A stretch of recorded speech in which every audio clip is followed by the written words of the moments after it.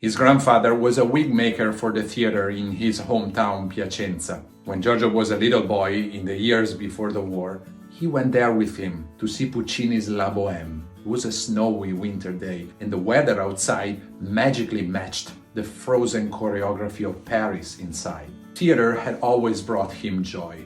At home, he and his brother Sergio loved to replicate the magic of his scene by turning wigs and scraps of cloth into costumes for wooden puppet characters. Their mother, Maria Raimondi, once spoke of their mini theater to a local priest, who in turn offered them a hall for a public performance. Giorgio, Sergio, and their little sister Rosanna had already crafted puppets, costumes, and about 150 tickets when Don Pietro canceled the show at the last minute as combat was drawing near the Po River. Although the show never happened, Giorgio would always retain the memory of his first creative bliss and his enthusiasm for theater as a magical stage, counterbalancing the hardships of scarcity and war. It was around that time, in the winter of 1944, that Germans tightened their hold on Piacenza to control its bridge across the Po River, the only natural barrier on the way to Milan. It was around that time that war came to town, as the Allies were making their way from Florence to the north of Italy.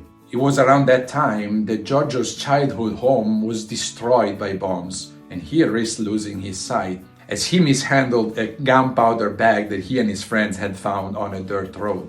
He would spend 6 weeks in a hospital recovering from his wounds. Soon afterwards, early in 1945, the Brazilian battalions entered the city, preceding the American army. The Cobras Fumantes, or Smoking Cobras as soldiers of the Força Expedicionária Brasileira were called, fought alongside the local resistance to force the Germans toward the bridge. And in April, the American army pushed them outside the city, rapidly reaching Milan after crossing the river. The liberation of Milan on April 25, 1945 marked the end of Italy's war. And this is why so many Italian piazzas or streets are named after this calendar day.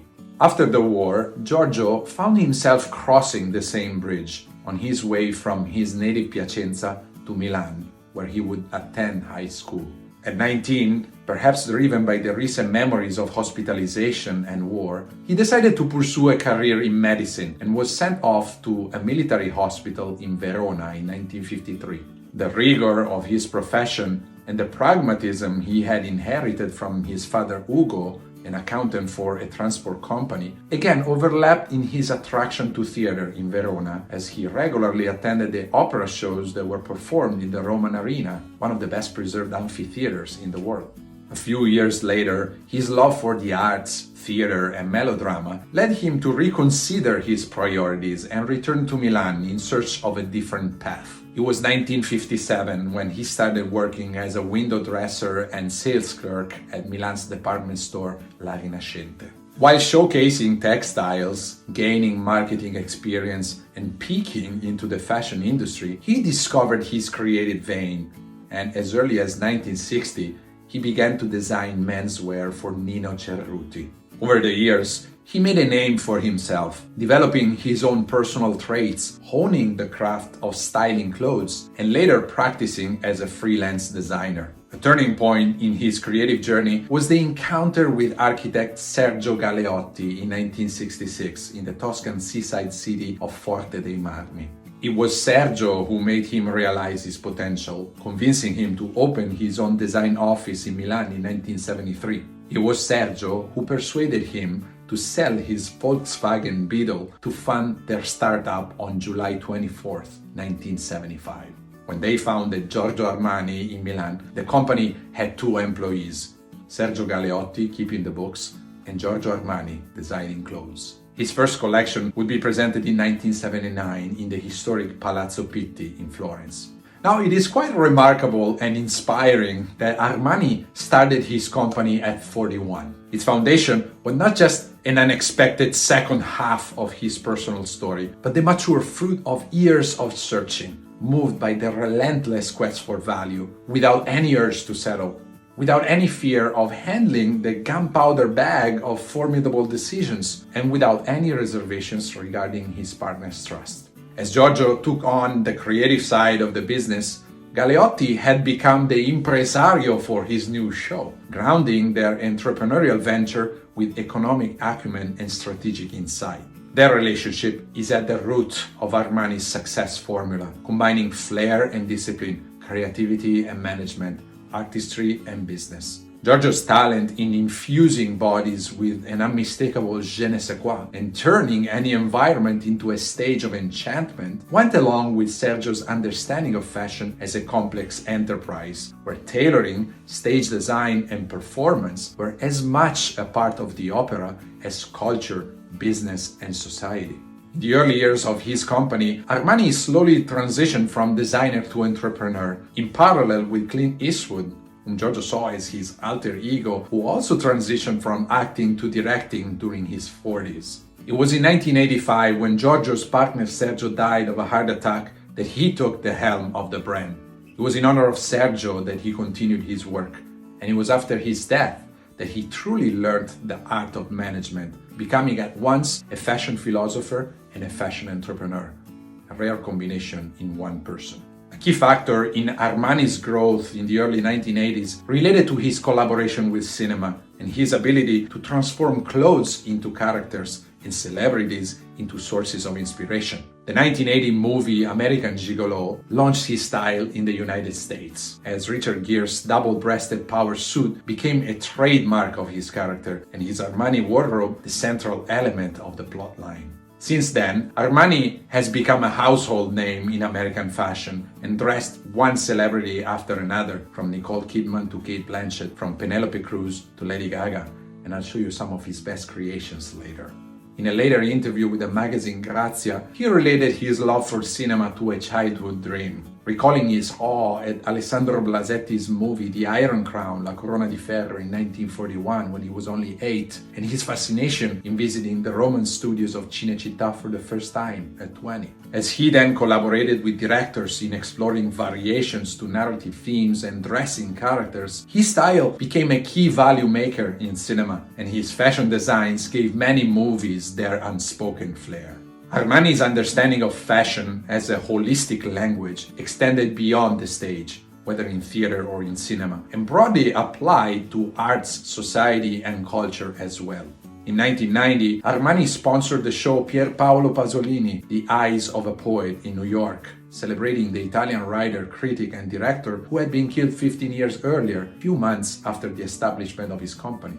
In 1996, the singer Eric Clapton composed songs for his fashion shows, launching Emporio Armani in New York. In 2008, Armani became the owner of the basketball team Olimpia Milano. In 2020, during COVID, he donated 3 million euros in support of Italian hospitals, converted production to make single-use medical gowns, and redirected profits to 52 relief agencies throughout the country. Lastly, in 2021, he authored the official uniform for the Italian soccer team, La Nazionale, which then ended up winning the Eurocup.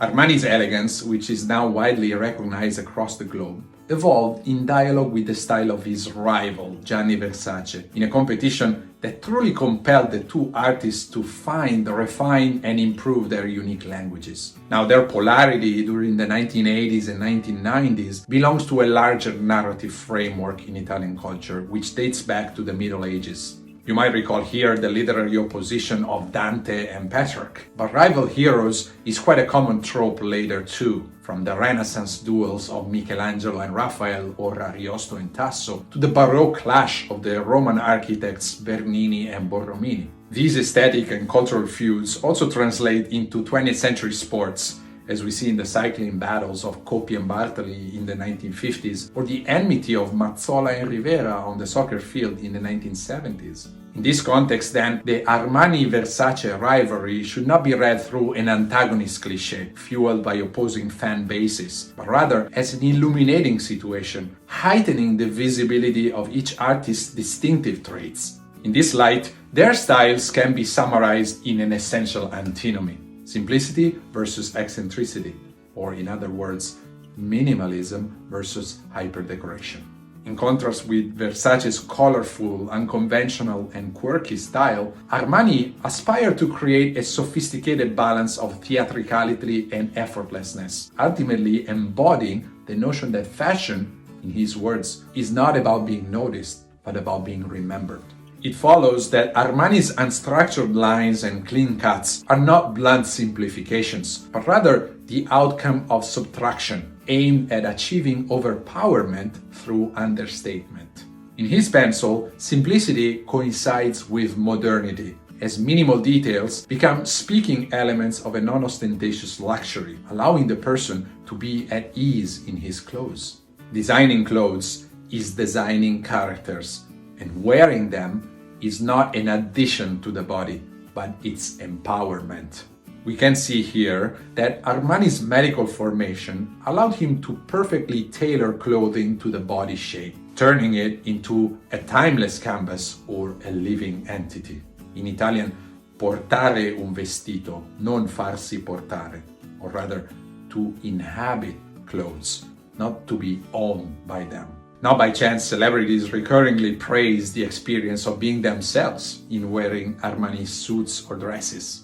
Now, I want to dwell in my conclusion on a last element of Armani's profile as a true innovator, which I want to draw from the rivalry of two key figures in the Italian Renaissance, Baldassare Castiglione and Niccolò Machiavelli. You might be familiar with Machiavelli, political and strategic thinker and author of The Prince. If you have not heard about Castiglione, he was a renowned diplomat and the author of the century's most important manual, The Courtier, Il Cortigiano. In the book, which describes the qualities that are needed to thrive in a court, Castiglione presents fashion, gestures, and etiquette as non-verbal codes, capable of speaking without words, of revealing without ostentation, of showing sophistication without exaggeration. Now, it is easy to see in Armani's style Castiglione's notion of sophisticated effortlessness, or in his word, sprezzatura. It is less immediate to recognize his Machiavellian side, intended here not as a form of cynical thinking, but rather as a form of business realism. In his entrepreneurial journey, Armani bridged the gap between Castiglione's sprezzatura and Machiavelli's strategic mindset and went beyond the industry model, separating the designer from the CEO, creation from management. His unique ability to maintain ownership of both his style and leadership gave his company a decades-long edge and endurance in the fashion market. While staying true to his artistic vision, Armani slowly grew into a skilled businessman. Like an excellent orchestra director or opera scenographer, he reinvented in multiple variations not only his style, as documented in the tireless diversity of his collections, but also his brand, as evidenced by the new labels of his company, from Emporio Armani and Armani Hotels to Armani Casa. Armani's language also extended beyond its portfolio, as we see in his fascinating partnerships with Ferrari or the historic velvet manufacturer Rubelli. So clothing, collections, and lines are part of a coherent scene on stage, projecting the inside onto the outside, as on that snowy day at La Bohème, and producing the same marvel that Giorgio experienced as a child with his puppet shows in war-ridden Piacenza. From the pleasure of dressing puppets to the discovery of cinema, the business that he created continued to be a storytelling apparatus, a sustainable journey of wonderment over strife and loss, and ultimately an operatic performance, where all constituencies sing a complex and living story, concomitantly assembling its effortless beauty. Thank you very much for watching, and stay tuned for a little surprise after this, my top 10 list of Armani ensembles. If you like this presentation, I invite you to subscribe to this YouTube channel or to the webpage www.italianinnovators.com to receive notifications of new episodes. You can also follow me on my LinkedIn profile or on Instagram at Italian Innovators for additional materials about the show. Thanks again, arrivederci e alla prossima.